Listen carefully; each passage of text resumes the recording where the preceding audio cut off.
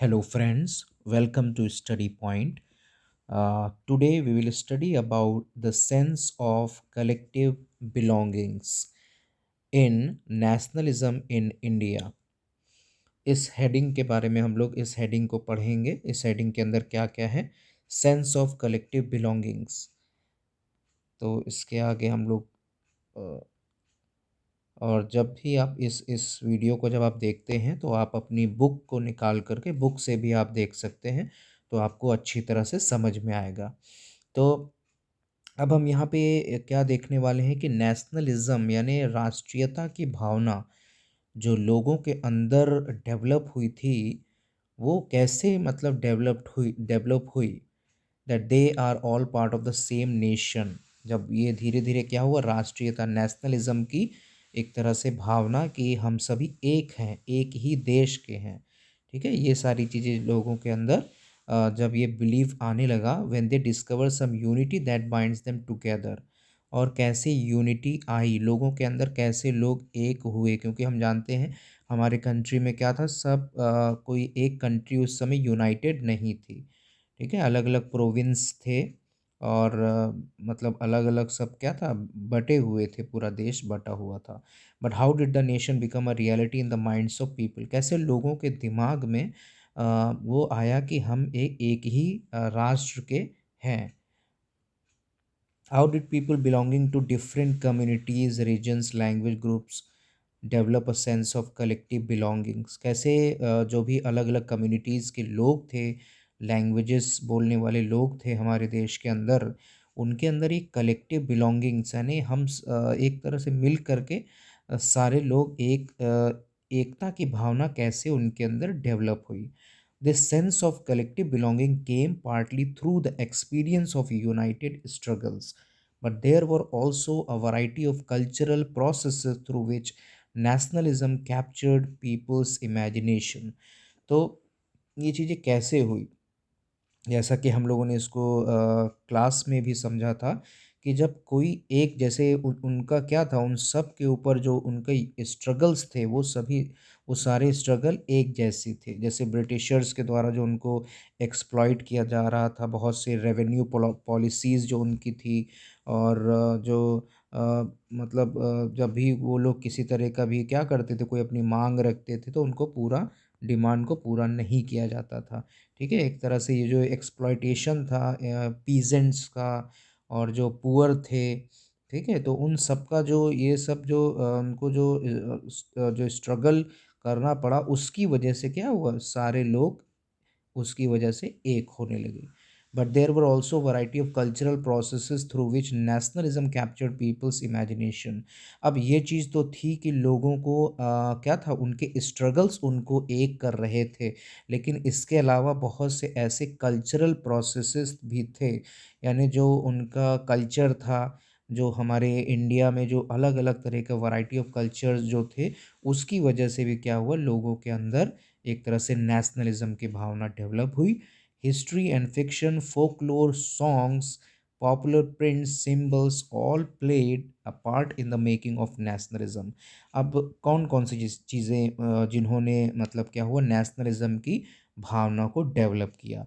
History है, ठीक है, हमारे देश की हिस्ट्री, यानी हमारे देश में क्या हुआ, बहुत जो पहले की हिस्ट्री थी, कैसे मतलब जो ब्रिटिशर्स के खिलाफ कैसे लोगों ने आवाज़ उठाई, ठीक है, और कैसे लड़ाई करी, और ये सारी जो पूर्वजों की हिस्ट्री थी, उन सब के उनको फिक्शन, ठीक है, फोकलोर यानी जो लोक कथाएँ हैं, ठीक है, अलग अलग पार्ट की अलग अलग जो कथाएँ थीं, सॉन्ग्स गीत हो गए, पॉपुलर प्रिंट्स और symbols all played a part in the making of nationalism. तो ये सारी चीज़ें जो है, इन सारी चीज़ों ने एक तरह से नेशनलिज्म की भावना को बनाया या इसको डेवलप किया। ठीक है, हम लोगों ने जब नेशनलिज्म इन यूरोप पढ़ रहे थे, तो हम लोगों ने इसमें एक टर्म सीखा था। वो क्या था टर्म? रोमांटिसिज्म। ठीक है, रोमांटिसिज्म एक वर्ड था जो हमने सीखा था। उसका क्या मतलब है? यही मतलब था कि कैसे कल्चर को और जो इमोशंस को कैसे मतलब उन सारी चीज़ों से नेशनलिज्म के स्पिरिट को मतलब क्या किया जाता है, बनाया जाता है या उसको बढ़ाया जाता है। ठीक है, अब इसके आगे हम देखेंगे identity identity of the nation as you know is most often symbolized in a figure or image. अब क्या है कि ये थोड़ा बहुत सिमिलर है उस चैप्टर से, नेशनलिज्म इन यूरोप से, जहाँ पे हम लोगों ने रोमांटिसिज्म और ये नेशनलिज्म के बारे में पढ़ा था।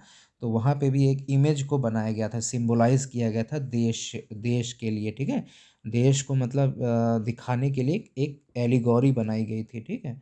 जैसे जर्मनी की जर्मेनिया थी और ठीक है, मैरियन थी। तो ये सारी चीज़ें, वैसे यहाँ पे भी एक फिगर के द्वारा, ठीक है, उसको सिम्बोलाइज़ किया गया कंट्री को। This helps create an image with which people can identify the nation, ताकि लोग उस चित्र को देख करके क्या अपने देश को पहचान सकें, ठीक है? It was in the 20th century, यानी 20वीं शताब्दी में, with the growth of nationalism the identity of India came to be visually associated with the image of Bharat Mata. यानी हमारे देश को जो है एक विजुअली मतलब जो एक कह सकते हैं कि देखा जा सकता है एक इमेज के द्वारा, भारत माता की इमेज उससे जोड़ा गया। ठीक है, the image was first created by Bankim Chandra Chattopadhyay. ठीक है, ये भारत माता या एक तरह से मदर, ठीक है, कंट्री हमारी एक मदर के रूप में है। इसको जो सबसे पहले जो क्रिएट किया था वो किया था बंकिम चंद्र चट्टोपाध्याय ने। In the 1870s he wrote, उन्होंने जो वंदे मातरम लिखा था, एक अपने मतलब मदरलैंड के लिए उन्होंने एक गीत लिखा था, वंदे मातरम, ठीक है। और later it was included in his novel, और एक उनकी जो नॉवेल थी आनंद मठ, इसमें उन्होंने क्या था, इस नॉवेल में उन्होंने मदर शब्द का यूज़ किया था, ठीक है, कि हमारी कंट्री एक मदर के रूप में है, और भारत माता के मतलब कंट्री को उन्होंने उसमें उसको बताया था उस बुक में। और इसी को क्या है, वाइडली संग ड्यूरिंग द स्वदेशी मूवमेंट इन बंगाल। बंगाल में जो भी स्वदेशी मूवमेंट हुए, जो भी मतलब लोगों ने जो ब्रिटिशर्स के खिलाफ जो भी मूवमेंट करे, उसमें इन गीतों को गाया गया था। कौन से गीत को? वंदे मातरम, ठीक है।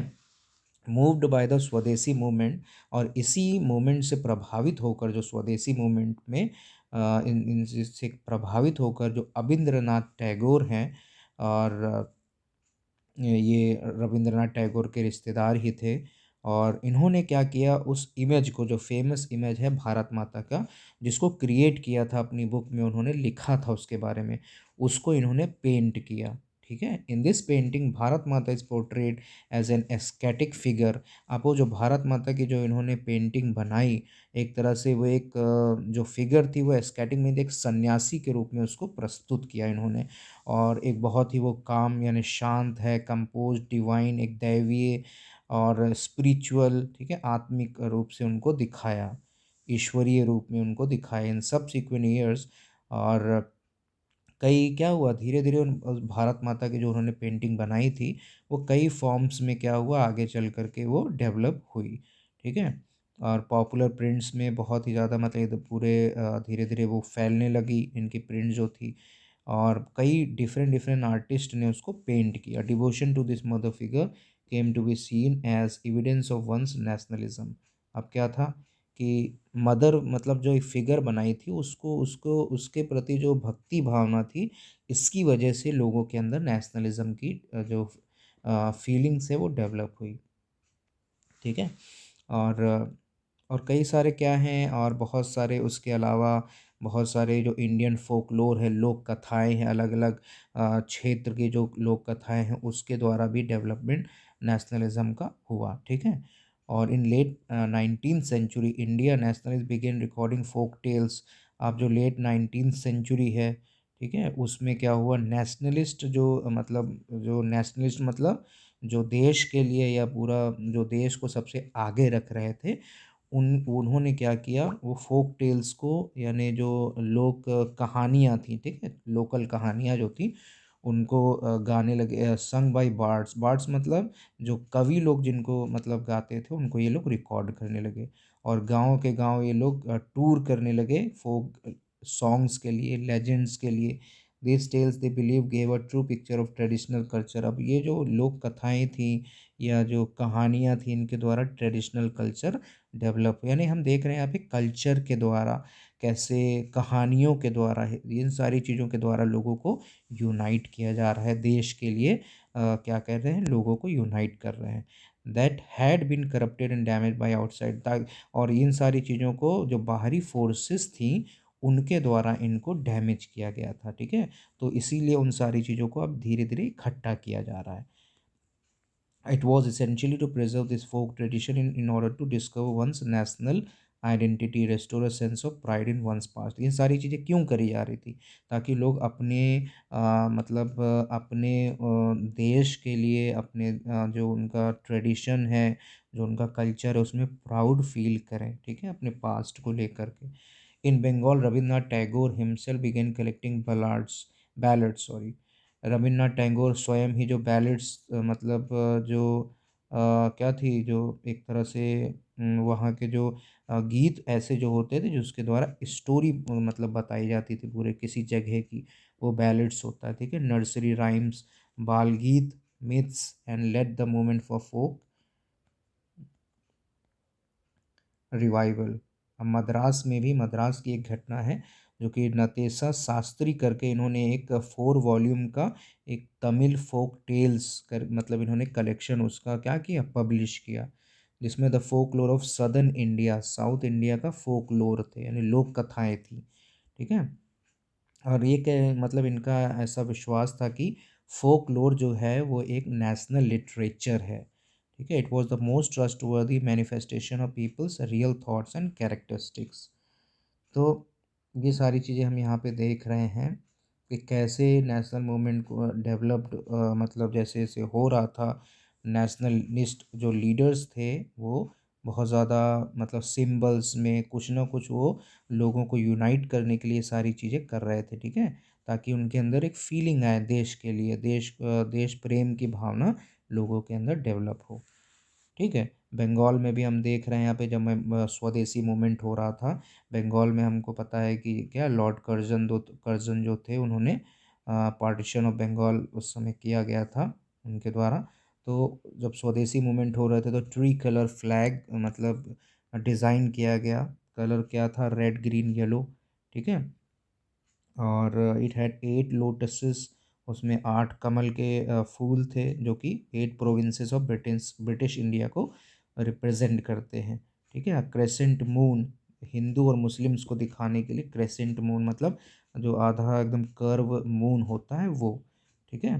और गांधी जी ने 1921 में गांधी जी ने स्वराज फ्लैग बनाया, ट्री कलर था, रेड ग्रीन वाइट में, और स्पिनिंग व्हील जो था सेंटर में था, ठीक है।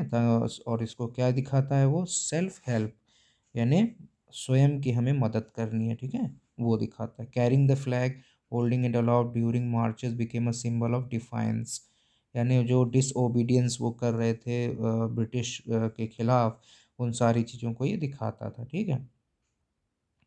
और हिस्ट्री को मतलब दोबारा से लिखा गया अपने मतलब री इंटरप्रेट किया गया उसको, हिस्ट्री को, ठीक है। और बहुत से, तो ये सारी चीज़ें हमने यहाँ पर अभी तक देखा है, ठीक है। और जो ब्रिटिशर्स थे उनका ये मानना क्या था कि इंडियन जो हैं बहुत बैकवर्ड हैं और प्रिमिटिव, यानी बहुत ओल्ड हैं, ठीक है, इनकैपेबल ऑफ गवर्निंग देमसेल्व्स, और वो अपने आप को अभी मतलब सरकार चलाने के अभी वो उस तरह से इनकैपेबल हैं, सक्षम नहीं हैं, ठीक है। यहाँ पर सारी चीज़ें हमने देख ली है, इम्पोर्टेंट चीज़ें। और लेकिन इन सब चीज़ें में क्या था, these effort to unify people were not without problems. अब ये जो एफर्ट किए जा रहे थे कल्चर के द्वारा, ट्रेडिशन के द्वारा, हिस्ट्री के द्वारा, इन सब सारी चीज़ों में ऐसा नहीं कि इनमें कोई दिक्कत नहीं हुई।